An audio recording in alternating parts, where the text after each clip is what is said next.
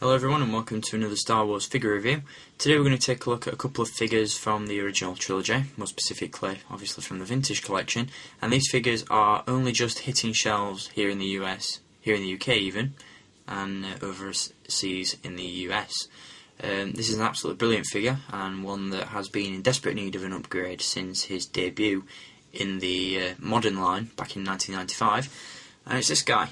This is Ponda, also known as Walrus Man. Superb figure, comes with an absolute ton of accessories, all of which I'll show you later on in the review. But first up, as always, we are going to take a look at the packaging in which Walrus Man comes. Now, strangely enough, Hasbro have decided against using the original artwork for the Walrus Man card. The image on the original card, you can see on the back, but you had a full head shot and you could also see the shoulders, whereas obviously you can only see the face on this one. But it does have the very cool retro Star Wars logo at the top, and there you'll see the name tag, which notes this one as Ponda, also known as Walrus Man. Obviously back in the vintage line he was only known as Walrus Man, he didn't have a more specific name, so it's nice to see that paid tribute to on the card.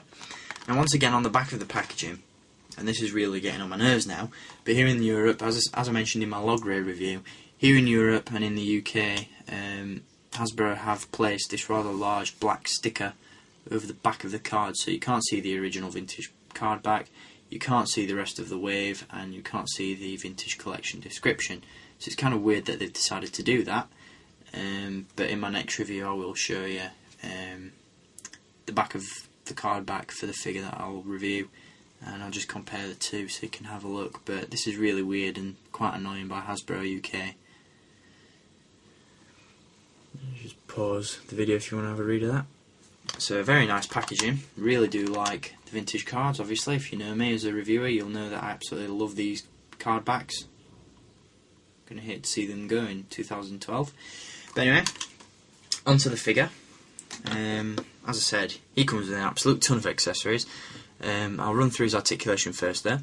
He has a ball jointed neck, ball hinge shoulders and elbows, swivel wrists, swivel waist, swivel hips, ball hinge knees and ankles. So perfectly articulated. As you can see, it does come with a drinking glass and a very nicely sculpted head as well.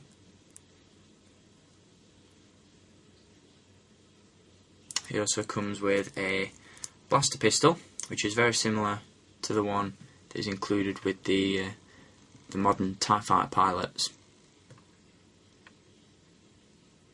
Very nice blaster. He also comes with a swappable arm. Now, if you have to pull it quite hard, but if you pull at the shoulder, as you'll see, the arm will disconnect.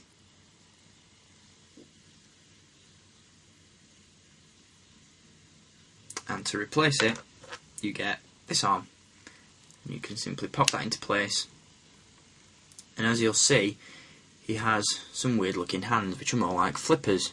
This is because I think it was an outtake from Star Wars. Ponda had these really weird looking hands, so Hasbro have decided to include those so you can have whichever look you desire for this figure.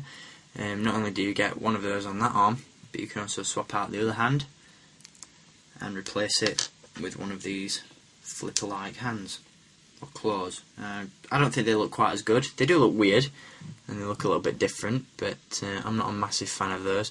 And as you'll also see, you've got a little bit of blood around the elbow.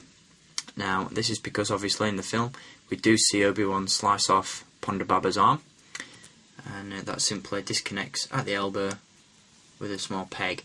Now this obviously means that when you put the arm back in, this only has a swivel elbow rather than a ball jointed one, but for this purpose you're going to have the figure displayed like that, obviously because he has his arm cut off. But it's very nice that they added that, and that they included the the blood smears around the elbow. Very, very nicely detailed, and great little piece of screen accuracy there, and overall just a great figure. Ponda has always been one of my favourite aliens, so to add him to my updated list of Cantina characters is great, and I really, really do like this figure. Definitely one that I'd recommend picking up if you can get him. and can't say enough good things about him. Great figure. So go out and pick him up. So there he is, that's Ponda Baba from the Vintage Collection. Hope you've enjoyed this review. I'll be back with another Vintage Collection figure review next. Stay tuned for that and many more. And until next time guys, keep collecting and may the force be with you.